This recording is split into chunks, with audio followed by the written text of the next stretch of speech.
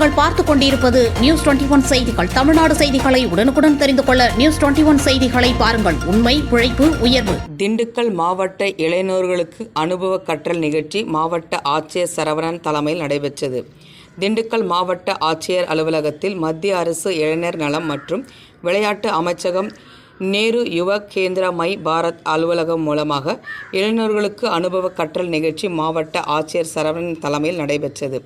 இளைஞர்களின் திறன் வளர்ச்சியை ஏற்படுத்துதல், ஒவ்வொரு துறையிலும் இளைஞர்கள் எவ்வாறு பயன்பட வேண்டும் என்பது குறித்தும் அதில் அவர்கள் வேலைவாய்ப்பை எவ்வாறு ஏற்படுத்திக் கொள்வது என்பதை குறித்தும் கூட்டம் நடைபெற்றது.